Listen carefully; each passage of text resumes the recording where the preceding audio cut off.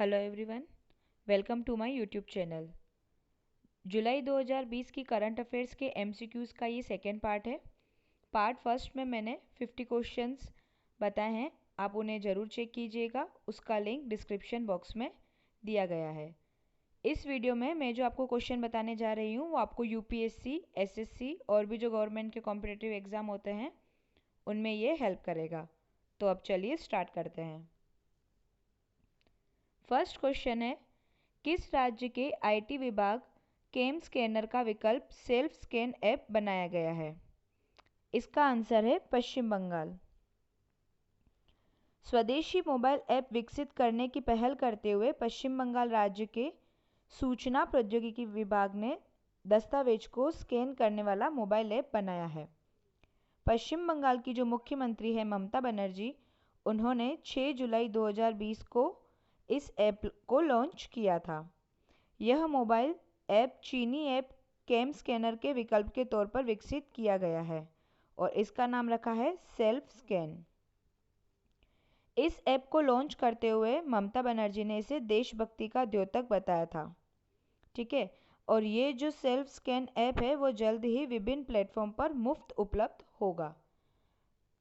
TikTok समेत अभी 59 Chinese app को बैन किया गया है, तो उसमें एक कैम स्कैनर भी है, उसके बदले में ये सेल्फ स्कैन ऐप बनाया है। नेक्स्ट क्वेश्चन है, आईएफएससीए का पहला चेयरमैन किसे नियुक्त किया गया है? इसका आंसर है इंजेती श्रीनिवास। ये है अंतर्राष्ट्रीय वित्तीय सेवा केंद्र प्राधिकरण यानी कि international financial services centres authority. ये इसकी फुल फॉर्म है, आपको ध्यान रखनी है।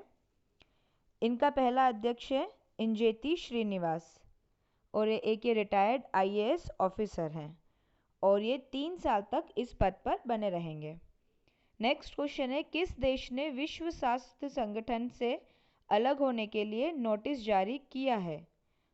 जो WHO है ना, वर्ल्ड हेल्थ ऑर्गेनाइजेशन, उसमें से अलग होने का डिसीजन लिया है अमेरिका ने।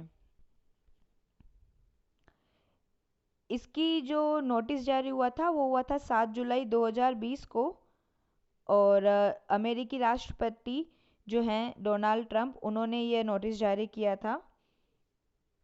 और इसका रीज़न क्या है कि अमेरिका जो है वो कोरोना वायरस संक्रमण को लेकर WHO की भूमिका से नाराज़ है और इन्होंने यह आरोप भी लगाया है कि जो WHO है वो उसका झुकाव चीन की प्रति अधिक है। नेक्स्ट क्वेश्चन है, किसने जांच के नमूने को सुरक्षित रखने के लिए आधुनिक तकनीक युक्त नई मशीन लॉन्च की है? तो वो है मायलैब। बीमारी पड़ताल के लिए किए जाने वाले नमूनों को सुरक्षित रखने के लिए पुणे स्थित सीरम इंस्टीट्यूट ऑफ इंडिया और मायलैब डिस्कवरी सॉल्यूशंस कंपनी ने कार्ट्रीज आधारित मशीन लॉन्च की है। ठीक है, इसमें क्या होगा, एक साथ नमूने सुरक्षित रखे जा सकेंगे और उनका टेस्ट भी किया जा सकता है। नेक्स्ट क्वेश्चन है, भारत का अपना स्वदेशी सोशल मीडिया ऐप एलिमेंट्स कब लॉन्च किया गया? वह लॉन्च किया गया था 5 जुलाई 2020 को और ये लॉन्च किया था वाइस प्रेसिडेंट उपराष्ट्रपति जो हैं वेंकैया नायडू ने और उन्होंने वीडियो कॉन्फ्रेंसिंग कॉल के जरिए इस ऐप को लॉन्च किया था। और ये जो अवसर था उस पर आर्ट ऑफ लिविंग के संस्थापक श्री श्री रविशंकर भी मौजूद थे। नेक्स्ट क्वेश्चन है, भारतीय रेलवे ने किस वर्ष तक नेट जीरो कार्बन एमिशन का लक्ष्य तय किया है? तो इसका आंसर है 2030। भारतीय रेलवे जो है वह अपनी खाली पड़ी जमीनों पर सोलर पावर प्लांट लगाएगा। रेलवे ने साल 2030 तक नेट जीरो कार्बन एमिशन मास ट्रांसपोर्टेशन नेटवर्क बनाने का लक्ष्य तय किया है। इसके लिए रेलवे ने अपनी ज़मीनों पर सोलर प्लांट लगाने के टेंडर भी देने शुरू कर दिए हैं और मध्य प्रदेश के बीना में एक पायलट प्रोजेक्ट भी शुरू करने का निर्णय किया गया है। इस सौर ऊर्जा से कई रेलवे स्टेशनों की बिजली की ज़रूरतों को पूरा किया जा सकेगा। भारतीय रेलवे विश्व की पहली ऐसी रेल ट्रांसपोर्टेशन संस्था होगी जो अपनी ऊर्जा ज़रूरतें खुद पूरी करेगी। नेक्स्ट क्वेश्चन है, गंगा नदी के सुधार के लिए विश्व बैंक ने कितनी राशि मंजूर की है? इसका आंसर है सी, $400 मिलियन। गंगा नदी के सुधार के लिए विश्व बैंक ने $400 मिलियन की सहायता को मंजूर किया है और इसकी घोषणा की गई थी 29 जून 2020 को। इसमें क्या होगा, गंगा नदी में प्रदूषण रोकने में मदद मिलेगी और क्योंकि गंगा भारत की सबसे महत्वपूर्ण नदी है तो इसलिए इसका पोल्यूशन फ्री होना बहुत ज़रूरी है। गंगा नदी जो है वो भारत और बांग्लादेश में कुल 2525 किलोमीटर की दूरी तय करती हुई उत्तराखंड में हिमालय से लेकर बंगाल की खाड़ी के सुंदरवन तक के भूभाग को सींचती है। यह गढ़वाल में हिमालय के गोमुख नामक स्थान पर गंगोत्री हिमनद से निकलती है और उद्गम स्थल की जो ऊंचाई है वह है 3140 मीटर। नेक्स्ट क्वेश्चन है, वैश्विक रियल एस्टेट पारदर्शिता सूचकांक में भारत का कौन सा स्थान है? इसका आंसर है डी, 34वां। रियल एस्टेट बाजार से जुड़े नियामकीय सुधार, बाजार से जुड़े बेहतर आंकड़े और हरित पहलों के चलते देश की रैंकिंग में एक अंक का सुधार हुआ है। पहले 35वां था, अब 34वां हो गया, एक अंक का सुधार हुआ है। वैश्विक संपत्ति सलाहकार जो कंपनी है JLL, उन्होंने अपने द्विवार्षिक सर्वेक्षण में भारत को यह रैंक दी है। तो आपको ये भी ध्यान रखना है कि ये रैंक किसने दी है। विश्व चॉकलेट दिवस कब मनाया जाता है? 7 जुलाई को। और इसकी पहली बार यूरोप में 1550 में 7 जुलाई को चॉकलेट डे मनाया गया था। उसके बाद से पूरी दुनिया में मनाया जा रहा है। नेक्स्ट क्वेश्चन है, ऑस्ट्रिया फॉर्मूला 1 रेस के विजेता कौन है? इसका आंसर है बी, वोल्टेरी बोटास।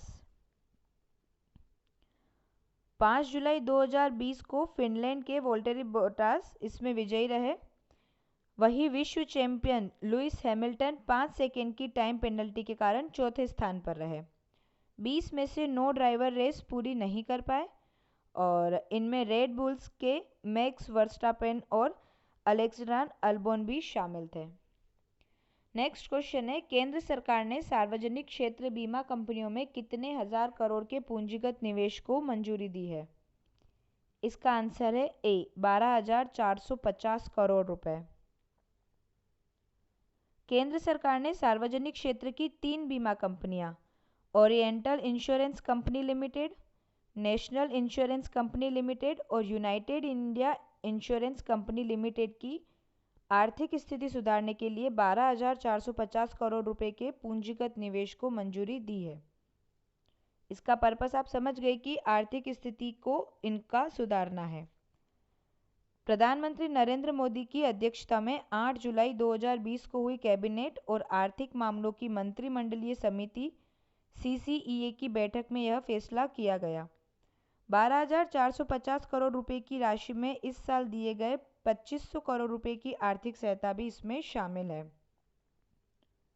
अब इंश्योरेंस कंपनी को 3,775 करोड़ रुपए इसी वित्तीय वर्ष में और 6,475 करोड़ रुपए की राशि बाद में जारी की जाएगी। नेक्स्ट क्वेश्चन है, फिनो पेमेंट्स बैंक ने नाबालिग बच्चों के लिए क्या लॉन्च किया है? तो वो लॉन्च किया है बचत खाता। 6 जुलाई को 10 साल से अधिक और 18 साल से कम उम्र वाले जो नाबालिग बच्चे हैं उनके लिए बचत खाता भविष्य लॉन्च किया गया है। इसमें बच्चों की ज़रूरतों को ध्यान में रखकर अकाउंट खुलवाया जा सकता है और जो फिनो पेमेंट्स बैंक है उसने फ़िलहाल यूपी, बिहार, MP में यह सुविधा शुरू की है और अन्य राज्यों में बाद में शुरू कर दी जाएगी। आपको 3 स्टेट के नाम ध्यान रखने हैं, यूपी, बिहार और MP, Madhya Pradesh. Next question है, मशहूर कॉमेडियन जगदीप ने 1975 में आई शोले फिल्म के किस किरदार से नाम कमाया था? वह है सूरमा भोपाली। नेक्स्ट क्वेश्चन है, कोरोना महामारी के दौरान विदेशों से भारतीय नागरिकों को वापस लाने के लिए भारतीय नौसेना ने किस नाम से अभियान चलाया था? इसका आंसर है ऑपरेशन समुद्र सेतु। 5 मई 2020 को शुरू हुए इस 55 दिन के अभियान में भारतीय नौसेना ने विदेशों से 3,992 भारतीय नागरिकों को वापस लाया गया। इस दौरान भारतीय नौसैनिक जहाज़ों में जलाश्व, ऐरावत, शार्दुल और मगर ने 23,000 किलोमीटर की दूरी तय की थी। इसमें मालदीव, श्रीलंका, इस्लामिक गणराज्य ईरान से नागरिकों को भारत लाया गया था। ऐसे काफ़ी मिशन चलाए गए थे, जैसे वंदे भारत मिशन भी इसमें काफ़ी फेमस था।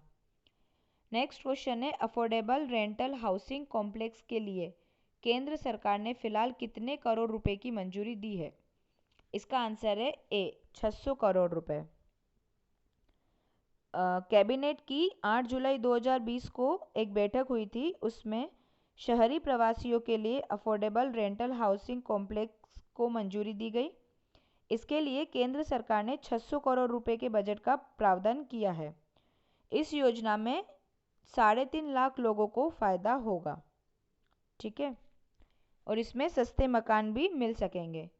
नेक्स्ट क्वेश्चन है, शेडोंग बिनानी रोंगन सीमेंट में अपनी पूरी 92.5% हिस्सेदारी बेचने का फैसला किस भारतीय कंपनी ने किया है? इसका आंसर है Krishna holdings. UltraTech Nathdwara cement company की सहायक कंपनी है कृष्णा होल्डिंग्स। उसने चीन के शेडोंग बिनानी रोंगन सीमेंट में अपनी पूरी यानी 92.5% हिस्सेदारी बेचने का फैसला किया है और कंपनी अपनी पूरी इक्विटी हिस्सेदारी 120 मिलियन अमेरिकी डॉलर में बेचेगी।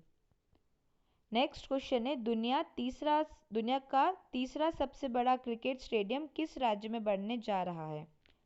इसका आंसर है राजस्थान।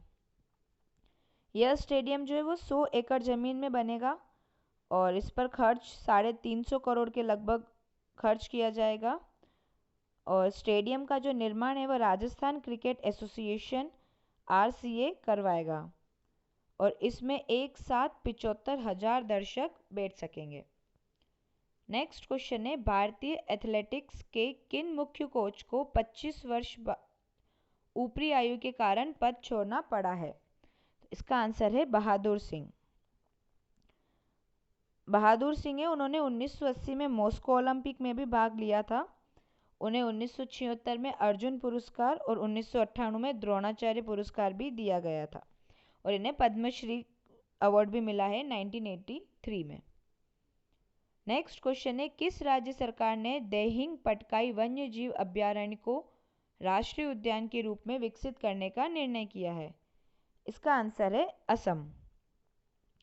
असम की सरकार है, उसने देहिंग पटकाई वन्य जीव अभयारण्य को राष्ट्रीय उद्यान में विकसित करने का डिसीजन लिया है और इसका क्षेत्रफल 112 वर्ग किलोमीटर के आसपास है और ये देहिंग पटकाई एलिफेंट रिजर्व की परिधि के अंदर स्थित है।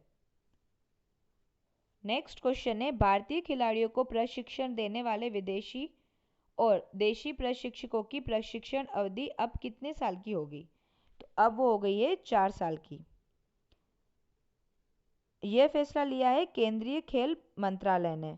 बार बार कोच बदलने से खिलाड़ियों के प्रदर्शन पर असर पड़ता है, क्योंकि कौन किस हिसाब से ट्रीट कर रहा है उसके हिसाब, इसलिए यह निर्णय लिया गया है।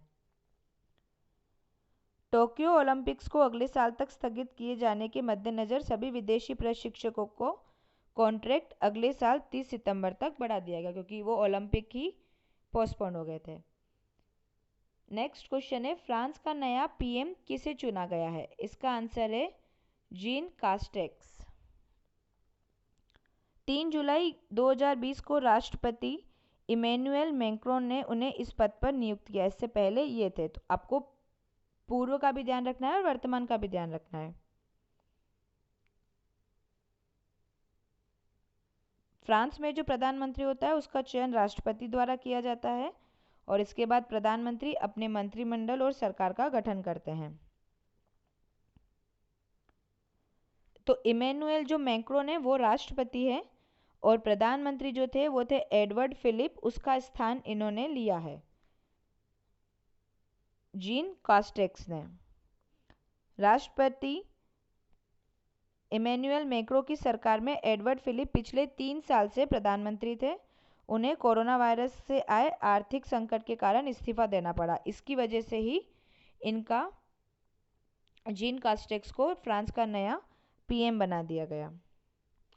नेक्स्ट क्वेश्चन है, देश का पहला वर्चुअल इंक्यूबेशन प्रोग्राम किसने लॉन्च किया है? तो इसका आंसर है B, Internet and Mobile Association of India ने। टेक्नोलॉजी क्षेत्र के स्टार्टअप्स के लिए Internet and Mobile Association of India ने देश का पहला वर्चुअल इंक्यूबेशन प्रोग्राम लॉन्च किया है। यह क्या होता है? सामान्यतः एक नए व्यवसाय और व्यवसायियों को आवश्यक सहायता और वित्तीय और तकनीकी सेवाएं प्रदान करके उन्हें विकसित करने में मदद मिल सके, इसके उद्देश्य से इसको प्रायोजित किया जाता है। और इसके जो अध्यक्ष हैं सुबो रॉय ने 6 जुलाई 2020 को टेक स्टार्टअप्स कंपनियों के लिए यह प्रोग्राम लॉन्च किया है। ये काफ़ी इंपॉर्टेंट क्वेश्चन है। नेक्स्ट क्वेश्चन है, किस नेपाली सांसद को भारत के पक्ष में बोलने पर सांसद के पद से बर्खास्त किया? तो वो है सरिता गिरी। ये जो है वो नेपाल की जनता समाजवादी पार्टी की सांसद है। उन्हें 9 जुलाई 2020 को सांसद पद से औपचारिक रूप से बर्खास्त किया गया और उन्होंने क्या किया कि नेपाल के एक मानचित्र में भारतीय क्षेत्र को शामिल करने के खिलाफ आवाज़ उठाई थी। अभी भारत और नेपाल की भी जो सीमा है उसमें विवाद चल रहा है। तो सरिता गिरी को पहले भारत के पक्ष में बोलने के कारण जनता समाजवादी पार्टी से निष्कासित किया गया, उसके बाद उन्हें सांसद के पद से भी निष्कासित कर दिया गया। नेक्स्ट क्वेश्चन है, बीसीसीआई के पहले सीईओ का नाम जिन्होंने पद से इस्तीफा दे दिया? तो वो है राहुल जौहरी। उन्होंने 9 जुलाई 2020 को अपना इस्तीफा मंजूर कर लिया। इन्होंने अपना पदभार संभाला था 1 जून 2016 को और 2021 तक इनका कार्यकाल रहना था, तो इसलिए इन्होंने इससे पहले ही एक बार इस्तीफा दे दिया। नेक्स्ट क्वेश्चन है, 10 जुलाई 2020 को शुरू किए गए एशिया के सबसे बड़े अल्ट्रा मेगा सौर ऊर्जा प्लांट की क्षमता कितनी है? तो उसकी क्षमता है 750 मेगावाट। प्रधानमंत्री नरेंद्र मोदी ने 10 जुलाई 2020 को मध्य प्रदेश के रीवा जिले में स्थापित किया था एशिया का सबसे बड़ा सौर ऊर्जा संयंत्र। यह इस अल्ट्रा मेगा सौर ऊर्जा प्लांट का उद्घाटन वीडियो कॉन्फ्रेंसिंग के माध्यम से किया गया और इसकी क्षमता जो है वो 750 मेगावाट है। नेक्स्ट क्वेश्चन है, दिल्ली सरकार ने 10 जुलाई 2020 से शुरू हुए पौधे लगाओ पर्यावरण बचाओ अभियान में कितने पौधे लगाने का लक्ष्य तय किया है? तो उसमें वो पौधे लगाएगी 31 लाख। यह अभियान 26 जुलाई 2020 तक चलेगा, मतलब चला था। इस अभियान के तहत 20 लाख बड़े पौधे लगाए गए और इसके अलावा 11 लाख छोटी झाड़ियाँ, छोटे पौधे, दवाइयों के पौधे भी लगाए गए। पूरे दिल्ली में 31 लाख पौधे का इन्होंने लक्ष्य रखा था। नेक्स्ट क्वेश्चन है, किस राज्य की सरकार अपने गांव में ग्राम रक्षक तैनात करेगी? इसका आंसर है राजस्थान। इन ग्राम रक्षकों की जो नियुक्ति वो 2 साल के लिए की जाएगी, लेकिन इन्हें कोई वेतन नहीं दिया जाएगा। यह समाज सेवा का काम रहेगा, कोई वेतन नहीं मिलेगा। राजस्थान सरकार ने पूरे प्रदेश में ग्राम रक्षकों की नियुक्ति के लिए आवेदन की प्रक्रिया भी शुरू कर दी है और इस योजना में 40 वर्ष से 55 वर्ष तक की आयु के स्थानीय ग्रामवासी आवेदन कर सकते हैं। इसमें एज लिमिट भी बताई गई है। नेक्स्ट क्वेश्चन है, सीबीएसई ने छात्रों के लिए मुफ्त प्रशिक्षण देने हेतु किस सोशल मीडिया प्लेटफॉर्म से साझेदारी की है? तो वो की है फेसबुक से। जो केंद्रीय माध्यमिक शिक्षा बोर्ड है सीबीएसई, उसने फेसबुक के साथ साझेदारी की है छात्रों और शिक्षकों के लिए डिजिटल सुरक्षा और ऑनलाइन स्वास्थ्य और ऑगमेंटेड रियलिटी पर पाठ्यक्रम शुरू करने के लिए। नेक्स्ट क्वेश्चन है, किस देश ने हाल ही दूरदर्शन को छोड़कर सभी भारतीय समाचार चैनलों का प्रसारण रोक दिया है? तो वह है नेपाल। नेपाल ने ऐसा करते हुए आरोप लगाया है कि भारतीय समाचार चैनल ऐसी खबरें दिखा रहे हैं जिससे देश की राष्ट्रीय भावनाएं आहत हो रही है, क्योंकि उनके पास अब और कोई रीज़न नहीं था देने को।